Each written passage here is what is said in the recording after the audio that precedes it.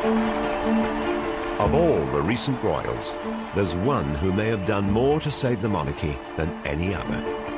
Queen Mary, wife of King George V and grandmother of our current Queen. Today she may have been largely forgotten, but her influence on Britain has been huge. There's no doubt she helped save the monarchy. Our country today would not have been the same without her. From unpromising beginnings. The whole experience of her childhood was about being embarrassed by her mother. She rose to become the power behind the throne, helping to steer the country through 2 world wars, the Great Depression of the 1920s and 30s, and the abdication crisis, which threatened to bring down the monarchy. I have found it impossible to carry the heavy burden of responsibility. What Mary felt was, okay, if that's what my son wants and he wants to marry Wallis Simpson, he can, but she's not going to get the title, Royal Highness. But how did this paragon of conservatism become an unlikely modernizer? And along with her husband, help redefine the role of royalty. They played a role really on the world stage, which made a huge impact on the idea of the monarchy as a global brand. How was she able to become the first royal to reach out to the working classes? Mr. Howells is an unemployed miner, and he and his family have the pleasure and honour of showing Queen Mary over their house. It wasn't any longer enough to just do away with it. And she and George V were the first of the royals to interact with the general public. And why was she such a huge influence on our current monarch? Mary exuded that duty, exuded that steadfastness, exuded that uniting a nation. And that's exactly what Elizabeth has done throughout her reign. This is the truly remarkable story of a queen who not only reshaped royalty, but had a profound effect on the whole country. The truth is, Mary's influence is still around today. We would be a very different world, I think, if she had not been around and married her king.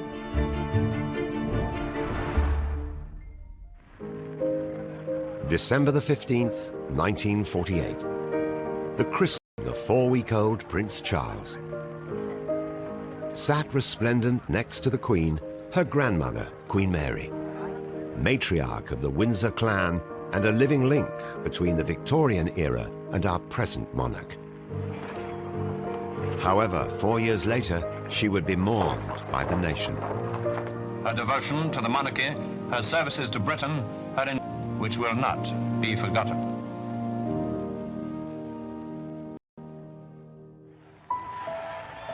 But who was the woman that helped steer the crown and the country through some of the most tumultuous times in our history? And how did she almost single-handedly ensure the monarchy's survival when the great royal houses of Europe were toppling like cards?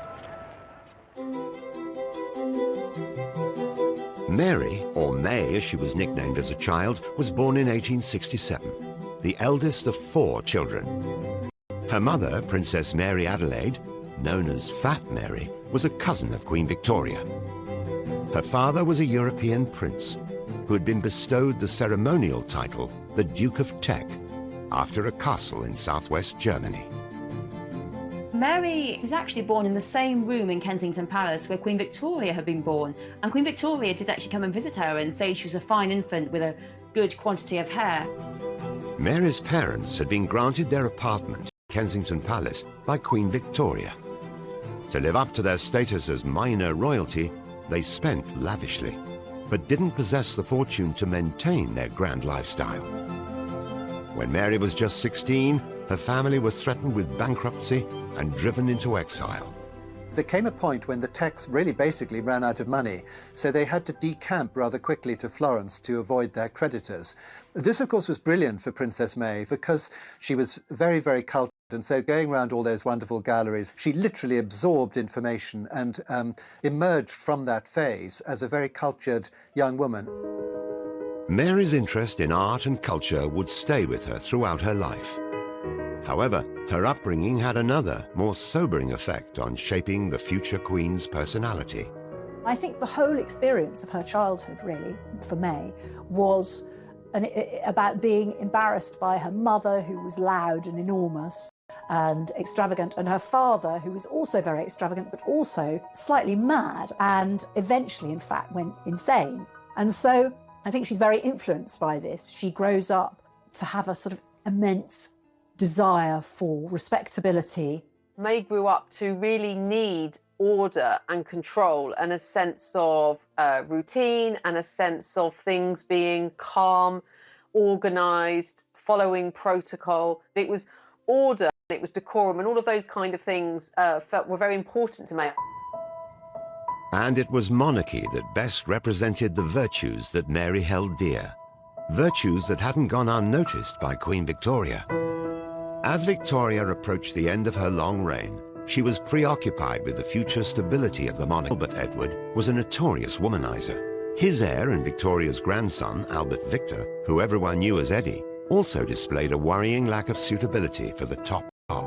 Eddie was not the sharpest pencil in the box. He had a reputation for being both quite dim and also sort of useless and floppy and sort of fragile. And Queen Victoria felt he needed a wife who was going to kind of support him, basically, and make sure that he did his duty. Queen Victoria set her mind to finding a good-looking girl. She had to be good-looking because he likes beautiful women. The woman who Queen Victoria decided had the perfect combination of beauty and breeding for her grandson, Princess Mary. For Mary, there was something really central about knowing your position, knowing your duty, and knowing what you had to do. And Queen Victoria could see this. She recognised this in the young princess. Victoria then was this great matchmaker. She saw in May exactly the kind of calming, stabilising influence Victor Albert, or Eddie, needed. Mary's devotion to the monarchy also made her an ideal future queen. She truly believed that royalty had been ordained by God to do good and to be embodiments of more dutiful ways of doing things. So there was almost a religious, certainly a vocational element to her thinking and her attitude. Queen Victoria saw in May a woman who was very like herself, very determined, very intelligent, and someone who thought above all about duty. By December 1892, Victoria's matchmaking proved successful. Prince Eddie proposed. For Mary, the engagement offered the chance to restore the damage done to her family's reputation by their financial difficulties and place herself at the centre of royal affairs. Royal matches were really about uniting royal families together. She wanted to help her family, her parents, and so when this opportunity of this very good marriage came up, she really had no choice but to say yes. At the time, there was no question of somebody falling in love and getting married. It was you just married who you were told to marry. A date was set for the wedding, but Mary's prospects would be cruelly dashed. Between 1889 and 1892, the world was struck by an influenza pandemic, which claimed the lives of around 1 million people. Even the royal family weren't immune. Just weeks before Mary and Eddie were due to get married, he was taken seriously ill. Tragedy struck. Eddie contracted the flu, which later developed into pneumonia, and on the 14th of January 1892, he died. The family had originally decided to meet at Sandringham to celebrate the union, but instead it became more of a mourning party. Princess Mary had been struck by the first of several tragedies that would mark her life. However, once again, Queen Victoria would play matchmaker and rescue her prospects. The man Victoria had in mind was now in direct line to the throne. Almost at once, Queen Victoria starts lobbying for her to marry George, who is the second son. Now, George, I think initially was shocked by this. He had loved his brother and he felt it was all too soon, but Queen Victoria was very bossy. He actually went off to Greece with his mother in order to try and avoid having to do anything about it. But in the end, he gave in. Little more than a year after the death of her fiancé, Eddie, Mary was now engaged to his younger brother, George. Whilst they were brought together by circumstance, in her new fiancé, Mary had found a kindred spirit. was very, very different than his brother. Rather than being wayward, dissolute lifestyle, George was much more measured, much more ordered, much more well-behaved. And so in that sense, him and May were a well-suited match. Like Eddie, George had trained as a naval officer. But unlike his elder brother, George adored the regimentation and formality of life in the armed services. George was very straight-laced and he liked to keep things simple. He understood his position as now second in line to the throne. And this was reflected in Mary. Duty ran to her core and she understood what was expected of her as a new member of the royal family. Mary and George were married in July 1893 at St James's Palace in London. What started out as an arranged marriage would last for over 40 years and come to redefine the role of monarchy. I think that they were so much alike in their sense of duty and responsibility. But considering this was really an arranged marriage, I mean, who would have thought that this would turn out to be, you know, one of the greatest couples the monarchy has ever seen? Mary and George would have to wait another 17 years before they came to the throne. However, with the country in the grip of unrest and division, how would the new queen help save the monarchy and help it become a global brand? She understood that the world was changing and that the monarchy had to change with the world.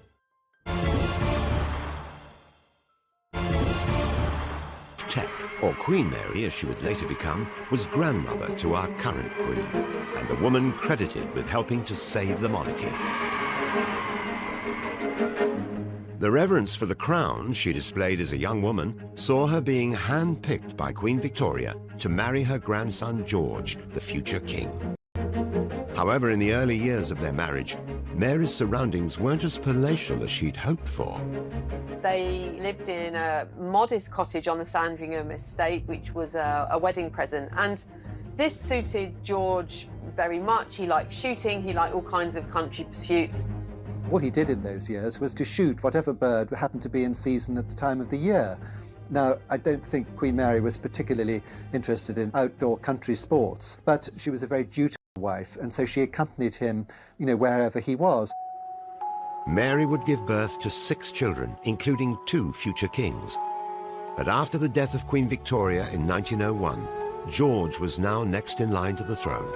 That meant taking on more responsibilities. He and May soon demonstrated a more modern style of royalty. When Edward VII became king, this had a huge impact on the life and role of Mary, May and George. They became heirs apparent and they were to have a role which was increasingly important to the precision and the perception of the monarchy. In particular, they played a role really on the world stage. They went on a 6-month tour of India, which made a huge impact on the idea of the monarchy as a brand, as a global brand. However, for Mary and George, the dedication to their royal duties came at the expense of their children. She was not a natural mother. She was more sort of committed, perhaps, or duty-bound to the institution of monarchy and to the royal family rather than her own children, who were brought up by governesses. I think certainly affection wasn't something that she displayed lavishly. But ultimately, family was about the firm. It was about the royal family. It was about doing your duty. And I think ultimately that came above everything else. In May 1910, Edward VII passed away after just 9 years on the throne. His son George was now king and Mary was queen. However, the changing of the guard also seemed to herald a return to the 19th century ideal of monarchy. Edward VII was a very colourful king, and so his death marked a sudden change, particularly then with the accession of George and Mary, who were seen as complete opposites. They were very much seen as a very conventional couple, committed. Despite their different outlooks, George was overawed by the prospect of replacing his father as king. Shortly after Edward's death, George confided in his diary, "I have lost my best friend and the best of fathers, but God will help me in my responsibilities, and darling May will be my comfort as she has always been." He dreaded becoming a king, but for him duty was everything, and so he knew he had to step up to the mark. And for that, I think May was very, very important, because although they had this rather strange, stiff marriage, he knew that she would always support him, and she did. On the 22nd of June the following year, huge crowds lined the streets of Westminster to witness George's coronation, with Mary at his side. The coronation was an amazingly well-choreographed traditional ceremony. And for somebody like May, she had a great interest and understanding of the historical significance of the coronation and the whole history of monarchy. And for her, she feels her life has changed by this completely. But despite the joyous scenes of the coronation day, the future of the monarchy itself was far from assured. The rise of democracy meant the old order was under threat. Many of the crowned heads of Europe, often related to the British royal family, would soon be swept away by the Great War. Back at home, the country was in political turmoil. George came to the throne at a quite inauspicious time. There was a growing sense that the Constitution needed reform, that the House of Lords needed to be reformed. Sensitive to public opinion, soon after George came to the throne, he was asked by the Liberal government of the day to assert the supremacy of the Commons over the House of Lords. King George V's actions were visibly saying to the people, the royal family is here for all the people. It's not here for the aristocracy. George and Mary not only had to cement their popularity at home, they were also faced with the task of holding together the British Empire, which counted around a quarter of the world's population as its subjects. Nationalist movements all over the empire were agitating for independence, nowhere more so than India. To strengthen the monarchy's hold, in 1911 the royal couple returned there to be anointed Emperor and Empress. During the lavish ceremony in Delhi, practically the entire Indian nobility swore their allegiance to the crown. They were the only Emperor and Empress of India to actually go there as British monarchs. So it was really an important way of trying to and those countries around the world. The visit to India proved a welcome diversion from the problems that were mounting for the new king and queen back at home.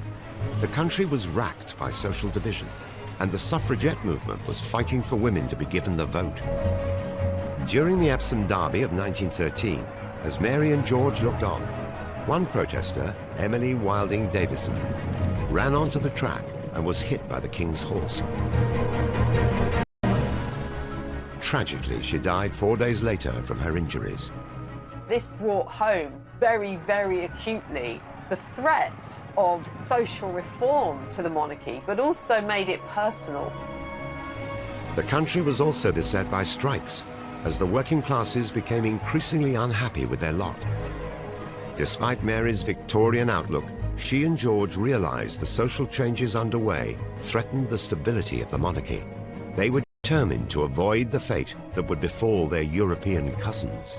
Mary and George realised that there was a job of work to do to find a place for the monarchy in the midst of these great tides of social and political unrest and agitation. They were instinctively conservative, but they knew that they needed to be amongst the people, aligning themselves with the social strife, the troubles, the life really of many of the factory workers who were looking for an improvement in their conditions. The couple embarked on a series of visits to working class communities in some of the poorest parts of the country. There are really quite serious strikes, railway strikes, miners' strikes, which seem to sort of threaten to paralyse the economy. And George V and Queen Mary really believe that the Crown has a part to play in kind of making contact, reaching out to the working classes and to the industrial areas. So for the first time, the King and the Queen may always insist on accompanying him to these visits. As someone who believed that the role of the monarchy was to set an example to the working classes, Mary was an unlikely modernizer. She understood, as did King George V, that the world was changing and that the monarchy had to change with the world. It wasn't any longer enough to just do a wave. And she and George V were the first of the royals to interact on a consistent basis, not only with their courtiers and fellow royals, but with the general public. Queen Mary's first call is at the Gulf Unemployment. Years later, Queen Mary would demonstrate her common touch when she undertook a tour of the mining villages of South Wales. Queen Mary insisted that she go to a miner's cottage. So what happened was she went to the miner's cottage, visited the miner, and perched on his kitchen stool and drank a cup of tea. He and his family have the pleasure and honour of showing Queen Mary over their house, including even the scullery.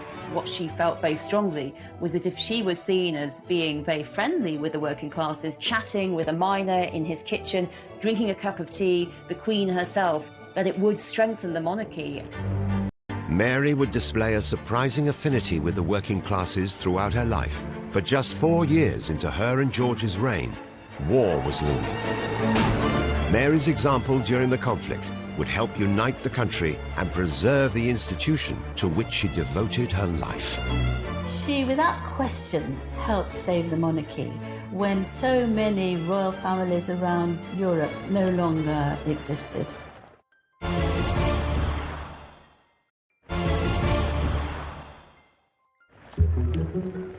Queen Mary's influence on the modern-day monarchy is huge. In times of crisis, our Queen is a figurehead to the nation, just like her grandmother was over a century ago. The monarch is a point around which the people can unite.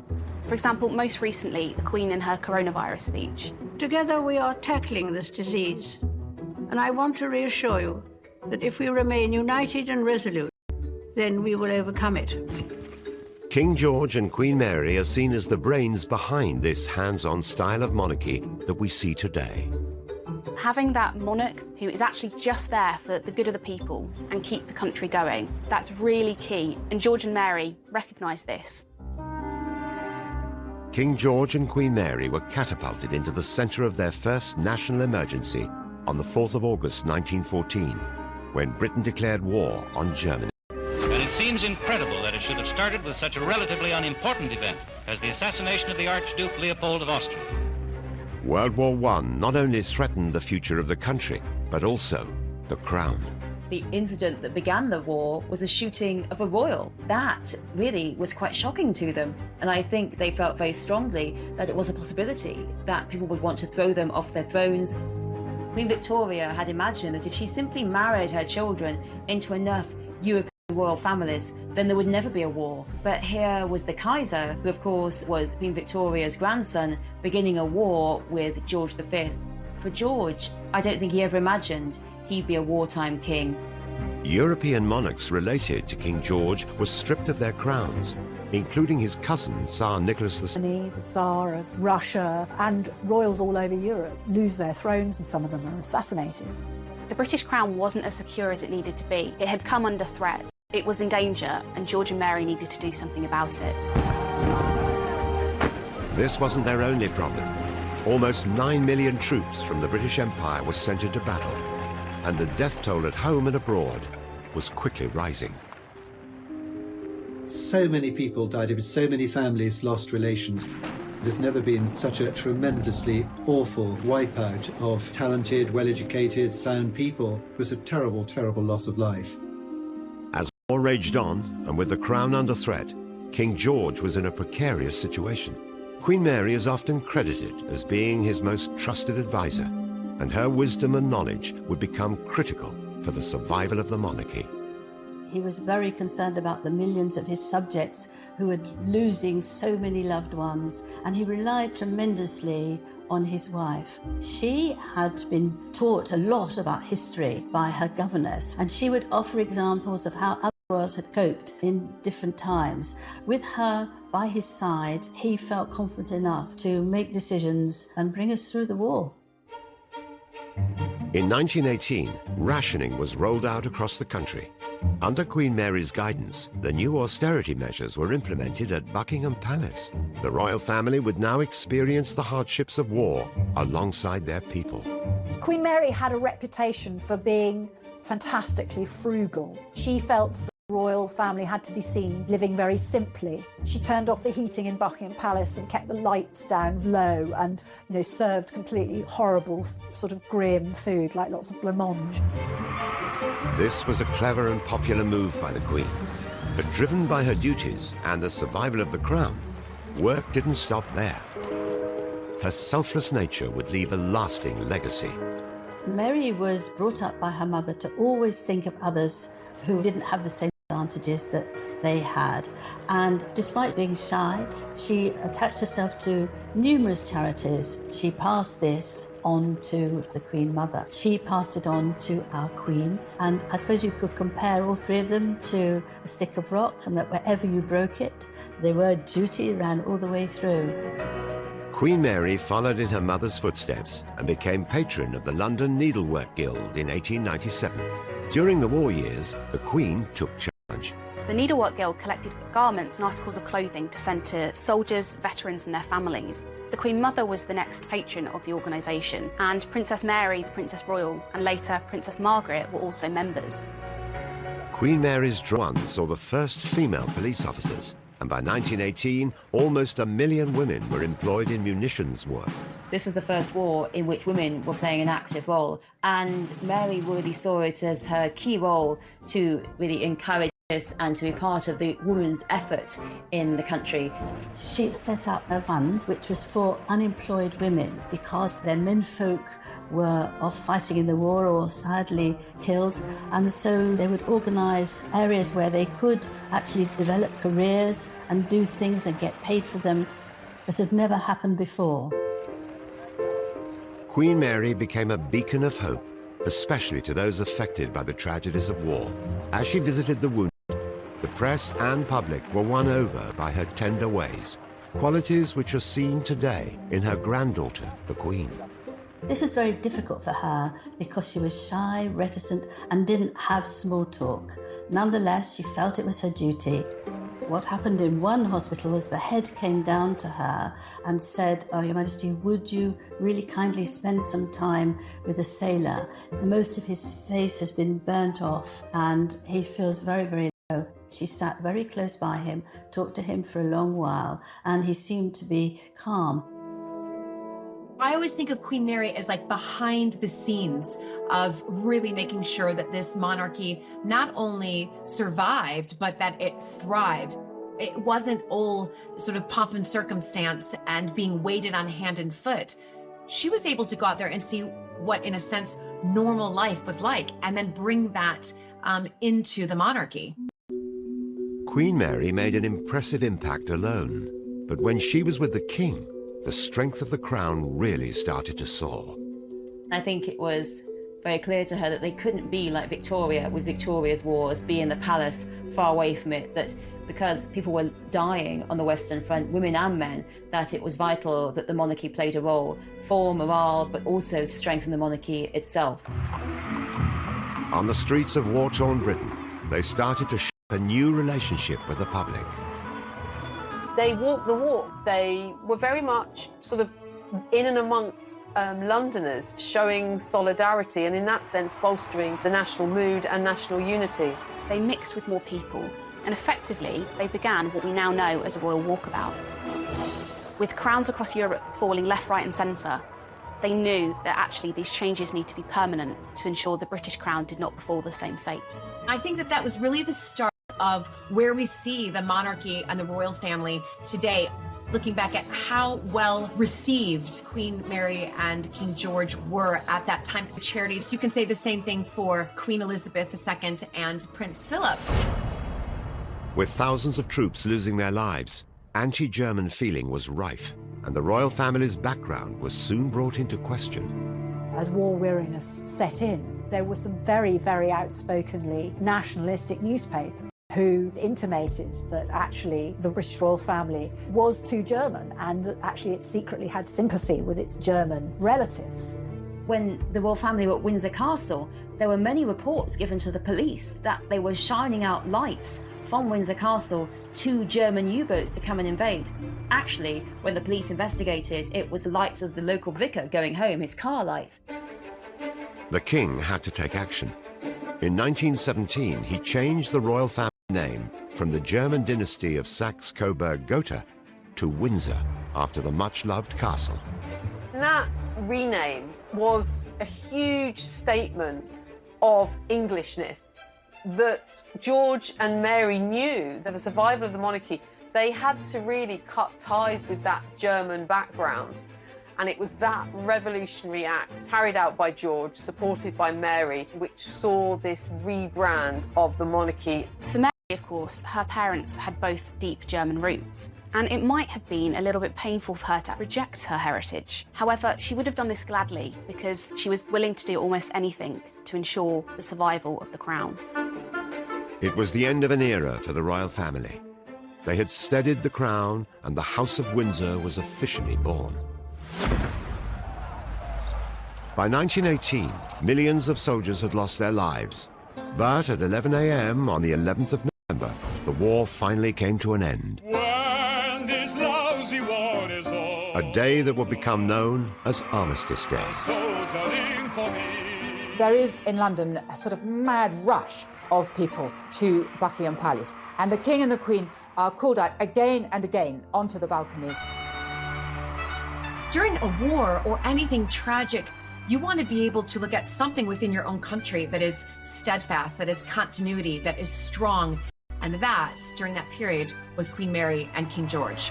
The British royal family had retained the support of the nation, and unlike some of their European cousins, avoided the downfall of the crown.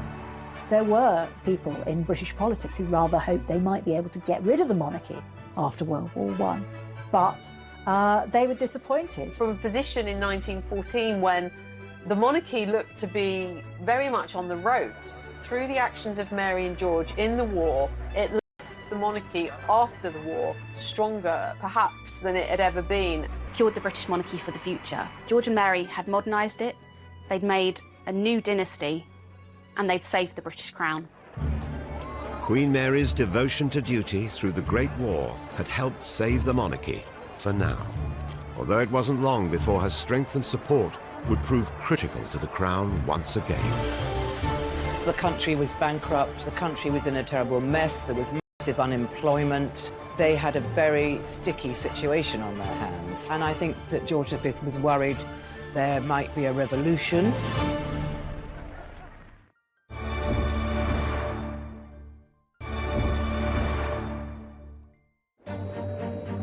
The role of royal consort is often a difficult one. Prince Philip has spent 68 years at the Queen's side, and in that time has become her rock, guiding, advising, and supporting the monarch. And more than a century ago, this was the job of the Queen's grandmother, Queen Mary. She, like Philip, made the role her own. Queen Mary definitely shaped the role of Queen Consort.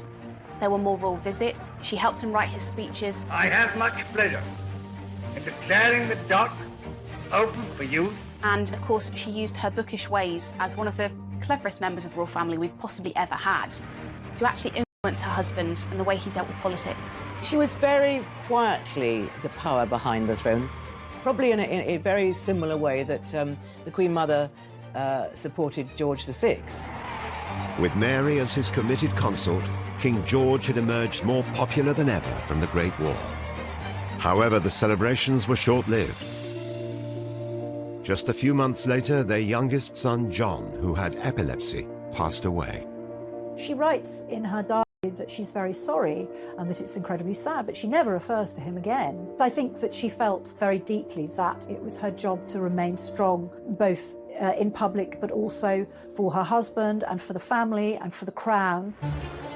Along with their personal problems, post-war Britain presented the House of Windsor with a new set of worries throughout the later years of the King's reign. £600 million has been spent in unemployment pay. The country was bankrupt, in a terrible mess, there was massive unemployment. They had a very sticky situation on their hands, and I think that George V was worried there might be a revolution. The world really shifted, and George and Mary were aware of that, and they had to shift with it. It's under King George and Queen Mary that the working classes demand for more representation, that women get the vote, and that everything becomes a more egalitarian society and decide over this period of huge social change. King George and Queen Mary were seen by many, including their family, as unlikely modernizers. But to keep themselves relevant and revered by the public, they began to embrace the changing face of Britain. They were conservative with a small c, so much so that their son David said that they were waging a private war with the 20th century. Although they didn't like change, they understood that it had to be done. One of the biggest changes was in 1924, when James Ramsay MacDonald became the first Labour Prime Minister. The King makes this very strong attempt to befriend the Labour Prime Minister, and the Queen, too, plays an important part in trying to invite the Labour wives to court and make them feel at home. This is politically really important. With this huge political and social change happening around them, it was the British public who really needed convincing by the Crown. George and Mary really go out to try and win over the British public, be seen to be visiting all sorts of different parts of Britain. They were seen at industries fairs, visiting charities, visiting hospitals, travelling quite a lot through England, and being seen much more widely. The public appearances endeared the King and Queen to their people, and, crucially, the press. Pathé News would record what they were doing. The British public would get to know them much better than previous generations than it had been possible. Queen Mary understood the value of publicity. She regarded it as her royal duty to cooperate with the press. She would always stop and let a photographer get his photograph. With their reputation on the rise, the King and Queen decided to go one step further and use technology to bring their voices straight to their people. If monarchy was to survive, it had to reach the working classes, and the working classes had to back it up. This is what George V and Queen Mary understood in a way that many other monarchs did not understand, hence why many of them ceased to exist. In 1923, the King and Queen recorded a message for Empire Day together. On this day, my people in all parts of the world join to celebrate their unity and to draw closer the common ties which hold them together. Think always of what you can do to make your homes happy. The spirit of the good home is one of the best things in the world. The emergence of a more modern life, but as the King's health deteriorated, he looked to the Queen to take on a more prominent role. In 1928 particularly, he suffered from a really bad episode with his lungs. Queen Mary sat by his bedside, helped nurse him through the worst of it, and she was actually recognised by one of the King's doctors. When he was asked who had saved the King's life, he quite simply replied, the Queen. He really did suffer from periods of great exhaustion, and in some sense the energy of the monarchy, as had been so visible during the early years of the reign, really now was focused on Mary. Throughout the 1930s, Queen Mary increasingly took centre stage.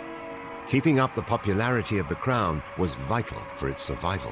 I am happy to name this ship the Queen Mary. Queen Mary's unwavering commitment to the Crown and support to her husband didn't go unnoticed. In 1930, he opened up to his wife in a touching and personal letter. I can never sufficiently express my deep gratitude to you, darling May, for the way you have stood by me. This is not sentimental rubbish, but what I really feel. They were an extremely devoted couple. They could have been Mr. and Mrs. George Windsor in Surbiton. They were so down to earth in terms of their personal relationship. In 1932, the palace was contacted by the BBC with an innovative idea. They asked if the King would be willing to record a Christmas message to the nation. Now, he'd already been approached a decade earlier, but the king had declined, not thinking it was such a good idea. But fast forward 10 years, and it seems that Queen Mary might have whispered in George's ear, recognising that actually a radio message could be a really good way of getting the people to hear them.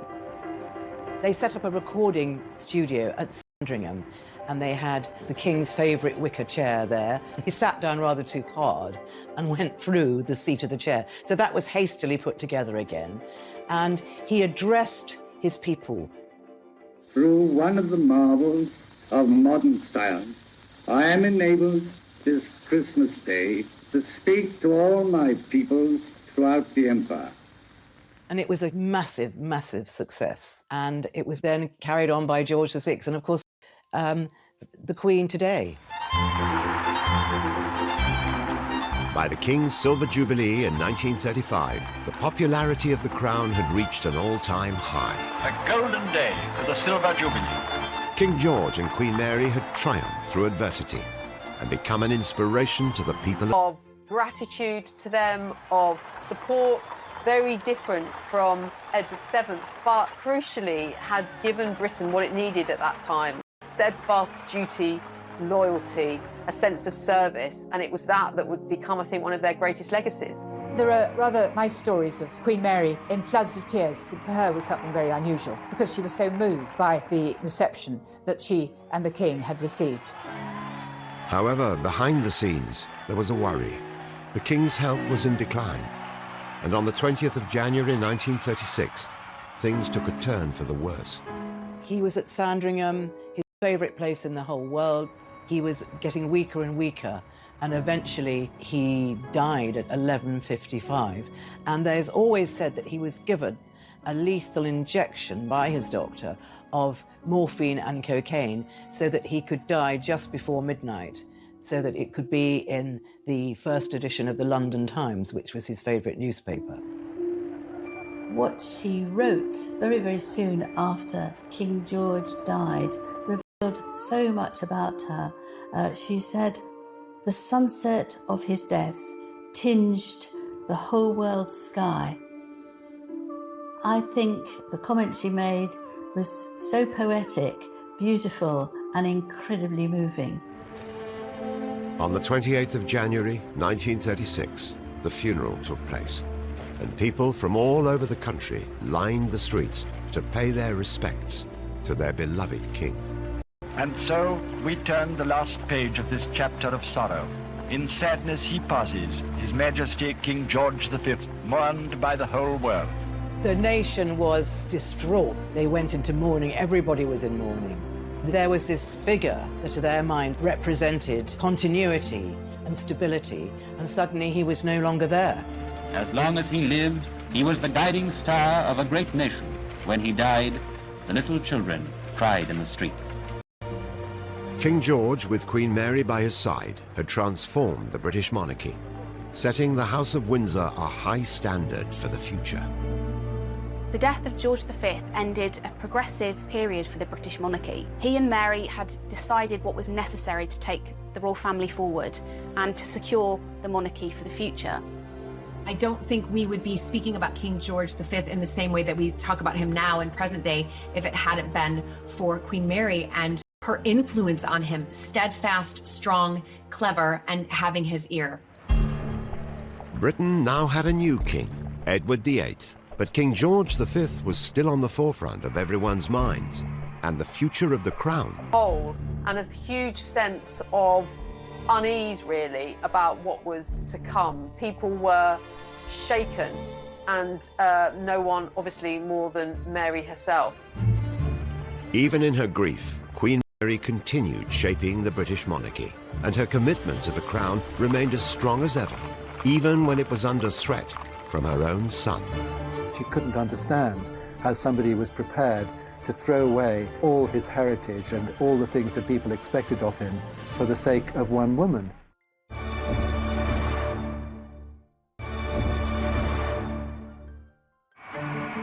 For Queen Mary, duty and the crown came above all else, even family. She and George had 5 sons. 2 of them would go on to become king. The first was Edward. When his father passed away, he became Edward VIII. When I say the king, what do you mean by launching a ship? Leslie said that's a woman's job, not a man. Edward was very handsome. He was small in stature, but very good-looking. He was suave, he was intelligent, beautifully dressed. He was an innovator of fashion. Everything he wore, people copied. Popular among the people, Edward fit for the role of king. But he did not share his mother Mary's views on the importance of duty. Edward was not bound by protocol, by expectation, in the way that Mary always had been. Edward ultimately saw personal happiness as his right, and Mary saw that that always had to be subjugated to duty and to service. Much of this was down to Edward's childhood. Although they had triumphed in their reign, as parents, Mary and George failed to instill their own values in their firstborn son. George and Mary were basically... She was, I think, quite a cold person. She didn't really know how to talk to her children, certainly not when they were young. Mary was particularly strict with her eldest son, Prince Edward, and there had been quite a lot of eldest sons in the past who'd misbehaved, been profligate, had mistresses. That was not what she wanted. She and George really saw it as their role to bring in this very moral, very strict type of monarchy. But their strict and distant parenting style appeared to have the opposite effect. Edward couldn't have been more different to his mother. He was young, experimental, fun, entertaining. He was really a party boy. Edward was always having affairs, especially affairs with married women, couldn't really settle down. She couldn't bear the fact that he was having a lot of relationships with people she didn't consider as suitable. One of Edward's lovers caused more concern for Mary than all the others. Edward fell in love with Wallis Simpson, a glamorous, divorced American, and it was the divorce that was the sticking point. And the problem was, if you were king, was that you were head of the Church of England. You could not marry a divorcee in the Church of England. It was not seen as acceptable. Queen Mary was very, very worried. I mean, she didn't think for one moment that he was going to try and marry Wallis, but she didn't like the influence that Wallis had over her son, who she knew was perhaps quite weak. And here was this very strong American lady that seemed to have bewitched him. But before being crowned king, what Mary didn't realize was that Edward had already decided he wanted to marry Wallis. One time he thought he could have a morganatic marriage, so he could be king and be married to Wallis Simpson, but she wouldn't be queen.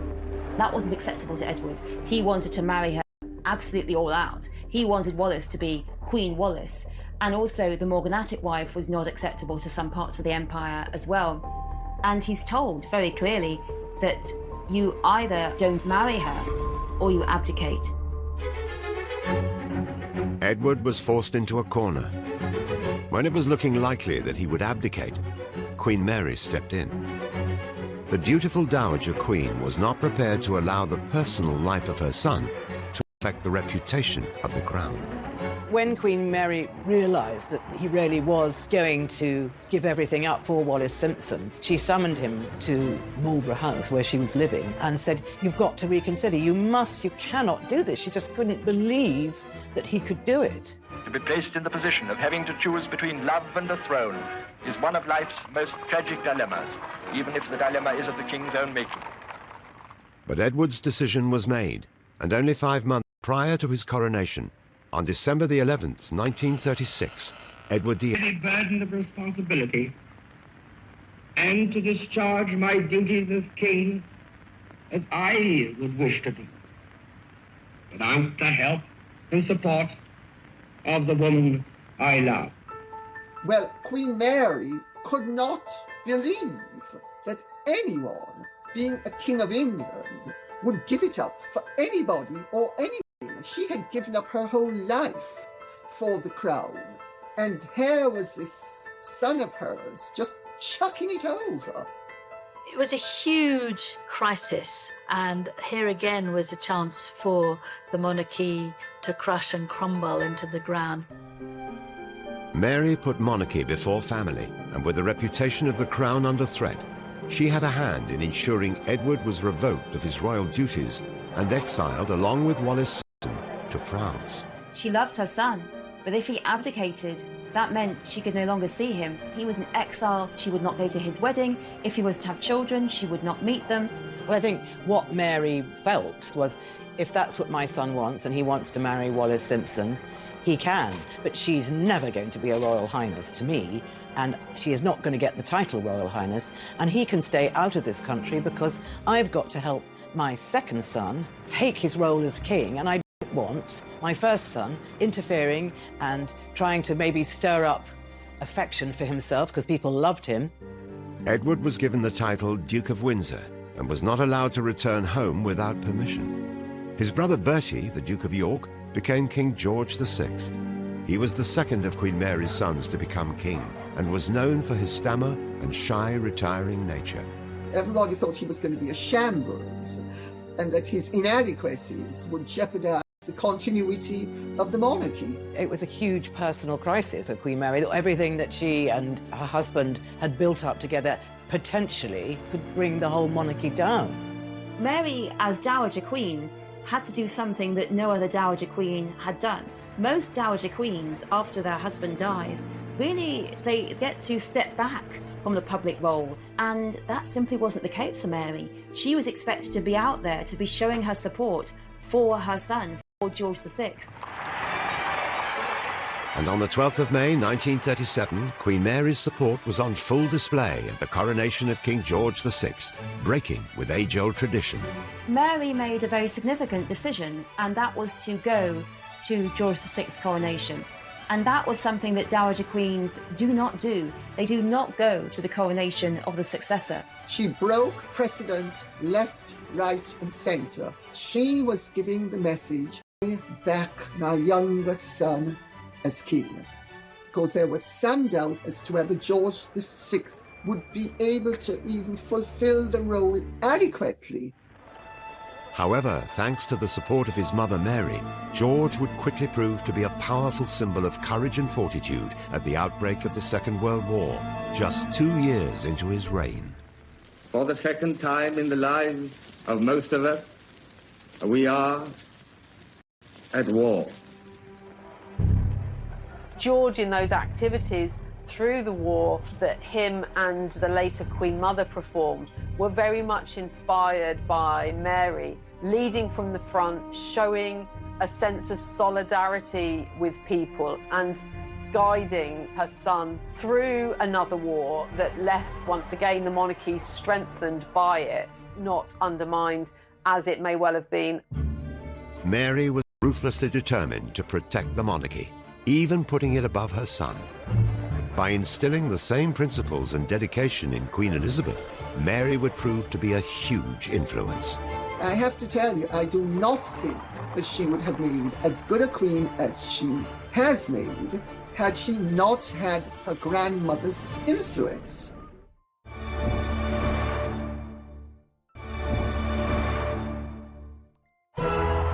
Queen Mary weathered many storms in her time as consort to George V. Public scrutiny, war and political change all threatened the monarchy. But despite the chaos of the world, her sense of duty to the crown was something she was keen to pass on to future royal generations.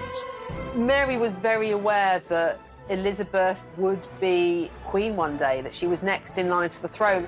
Queen Mary, I think, had a real sense of responsibility in instilling in the young Elizabeth the kind of values which she knew would ultimately be needed if the monarchy was to endure. Mary felt very strongly that Elizabeth should be having more education in history, in geography, learning about her country, and she took it upon herself to take Elizabeth and Margaret out on outings to galleries and to really try and show them around, because Princess Elizabeth's parents were a little bit distrustful of education. Mary also felt that as future queen, Elizabeth's education should include etiquette.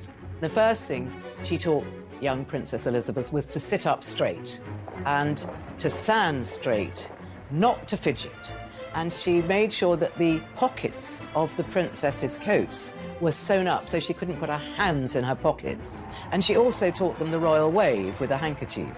And Elizabeth said to Margaret, handkerchiefs are for waving, not for blowing your nose off. The same royal qualities which she in her time had exemplified. Here is a charming picture, the elder generation and a sovereign of the future. But above all, Mary wanted to instill in her what it meant to be royal, as depicted in this stirring scene from Netflix's The Crown. Monarchy is God's sacred mission to grace and dignify the earth, to give ordinary people an ideal to strive towards, an example of nobility and duty to raise them in their wretched lives. Monarchy is a calling from God. This wasn't a job to her, and she felt that she had been chosen to do this, and she instilled that in the young Princess Elizabeth, that duty was all important and self was not important. It was duty, and you were a special person. You'd been picked out to do this, and you had to do it for the best of your ability all your life. And it would not be long before the young Elizabeth would have to perform that duty, when in 1952, King George VI passed away at only 56 years old. The death of George VI in 1952 was a great shock to Queen Mary, but no one expected him to die so young. I think she was quite broken by the death of her son and also the end of his reign, into which she'd put so much effort. I do think that the death of George VI had a great effect on Queen Mary, and really you start to see a rapid decline in Queen Mary. Even though it was her beloved granddaughter who was on the throne, even though she'd been devoted to Elizabeth ever since she was a little girl. Sadly, soon after the death of King George VI, and only 10 weeks before Elizabeth's coronation, Mary passed away. Queen Mary has for so long been a familiar presence in Britain's way of life. Her standards have so greatly helped to build British ideals of conduct that it will be both strange and sad not to see her in the future taking her accustomed part in the life of the nation. I think it was a moment of great sadness, and so soon after the death of the king, she represented such an ideal of how people should comport themselves, and a sense of duty and a sense of dedication, of support for her husband, her son, her granddaughter. But even after the death of Queen Mary, her strong sense of duty remained. She understood the likelihood was that she might die before the coronation, and she gave instructions that should she die before it, that it was to proceed. Queen Mary understood that the role of royalty is to not only embody all the interests of all the people in your country, but to be self-abnegating. At only 27 years old, Queen Elizabeth II was crowned. The young Queen Elizabeth would have been very, very upset by the death of her grandmother, so that she could ask her advice. But what she did have, and what she did use and take on board and repeat, was her grandmother's sense of duty, her grandmother's resolve that it was a very important role she had. In her role as the new queen, it was evident she resembled the ideals and values of her grandmother. I have to tell you, I do not think that she would have made as good a queen as she has made had she not had her grandmother's influence. And one of the proofs of that pudding that is in the eating is that whenever Lilibet has had the choice between her personal preferences and the good of the monarchy, she has invariably taken the good of the crown. Mary left a great legacy through her sheer determination and dedication to duty by building a stronger monarchy in a time driven by war, political turmoil, and social change. At the age of 94, it's apparent that Mary still resonates with the Queen today. Just recently, the speech that she gave to the nation on the coronavirus, right there, the brooch that she's wearing is Queen Mary's brooch. And you can only sense that she specifically and purposely chose that brooch because Mary exuded that duty, exuded that steadfastness, exuded that uniting a nation. And that's exactly what Queen Elizabeth was doing and has done throughout her reign. Mary's devotion to the crown and the nation during times of crisis have had a considerable impact on how the monarchy is viewed today.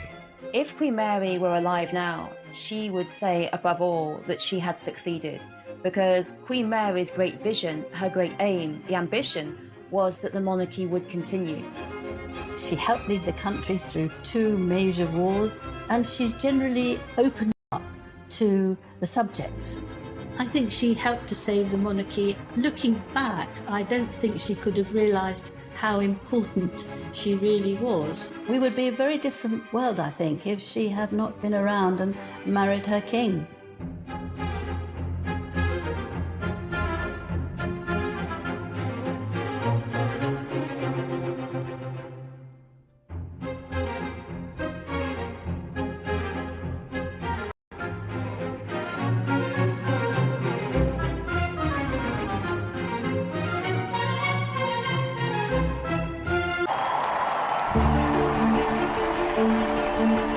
Of all the recent royals, there's one who may have done more to save the monarchy than any other.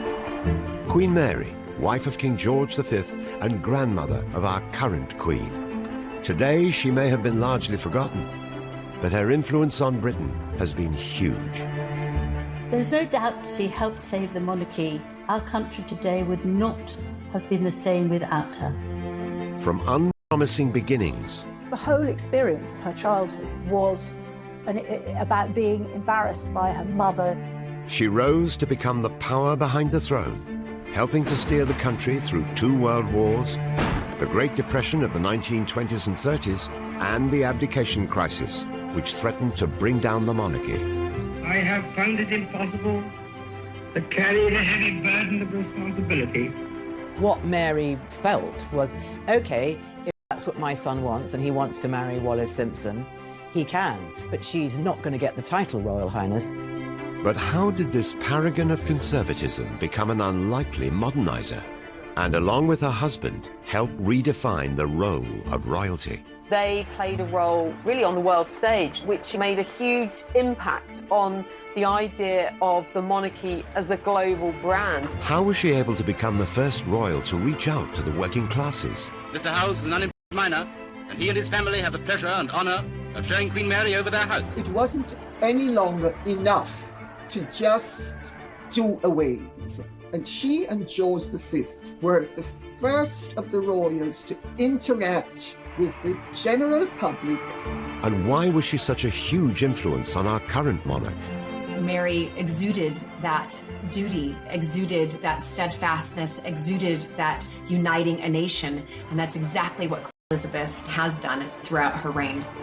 This is the truly remarkable story of a queen who not only reshaped royalty, but had a profound effect on the whole country.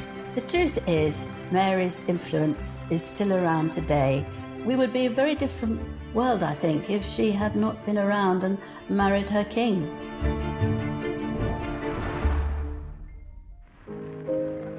December the 15th, 1948. The christening of 4-week-old Prince Charles.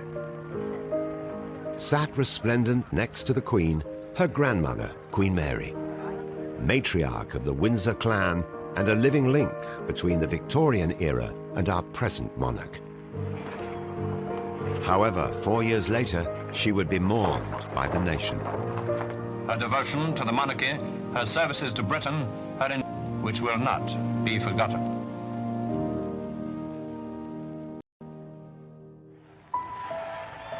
But who was the woman that helped steer the crown and the country through some of the most tumultuous times in our history? And how did she almost single-handedly ensure the monarchy's survival when the great royal houses of Europe were toppling like cards? Mary, or May as she was nicknamed as a child, was born in 1867, the eldest of 4 children. Her mother, Princess Mary Adelaide, known as Fat Mary, was a cousin of Queen Victoria. Her father was a European prince who had been bestowed the ceremonial title, the Duke of Teck, after a castle in southwest Germany. Mary was actually born in the same room in Kensington Palace where Queen Victoria had been born. And Queen Victoria did actually come and visit her and say she was a fine infant with a good quantity of hair. Mary's parents had been granted their apartment in Kensington Palace by Queen Victoria. To live up to their status as minor royalty, they spent lavishly, but didn't possess the fortune to maintain their grand lifestyle. When Mary was just 16, her family was threatened with bankruptcy and driven into exile. There came a point when the Tex really basically ran out of money, so they had to decamp rather quickly to Florence to avoid their creditors. This, of course, was brilliant for Princess May because she was very, very cultured, and so going around all those wonderful galleries, she literally absorbed information and emerged from that phase as a very cultured young woman. Mary's interest in art and culture would stay with her throughout her life. However, her upbringing had another, more sobering effect on shaping the future Queen's personality. I think the whole experience of her childhood, really, for May, was about being embarrassed by her mother, who was loud and enormous and extravagant, and her father, who was also very extravagant, but also slightly mad, and eventually, in fact, went insane. And so I think she's very influenced by this. She grows up to have a sort of immense desire for respectability. May grew up to really need order and control and a sense of routine and a sense of things being calm, organised, following protocol. It was order, it was decorum, and all of those kind of things were very important to May. And it was monarchy that best represented the virtues that Mary held dear. Virtues that hadn't gone unnoticed by Queen Victoria. As Victoria approached the end of her long reign, she was preoccupied with the future stability of the monarchy. Albert Edward was a notorious womanizer. His heir and Victoria's grandson, Albert Victor, who everyone knew as Eddie, also displayed a worrying lack of suitability for the top job. Eddie was not the sharpest pencil in the box. He had a reputation for being both quite dim and also sort of useless and floppy and sort of fragile. And Queen Victoria felt he needed a wife who was going to kind of support him, basically, and make sure that he did his duty. Queen Victoria set her mind to finding a good-looking girl. She had to be good-looking because he likes beautiful women. And the woman who Queen Victoria decided had the perfect combination of beauty and breeding for her grandson, Princess Mary. For Mary, there was something really central about knowing your position, knowing your duty, and knowing what you had to do. And Queen Victoria could see this. She recognised this in the young princess. Victoria then was this great matchmaker. She saw in May exactly the kind of calming, stabilising influence Victor Albert, or Eddie, needed.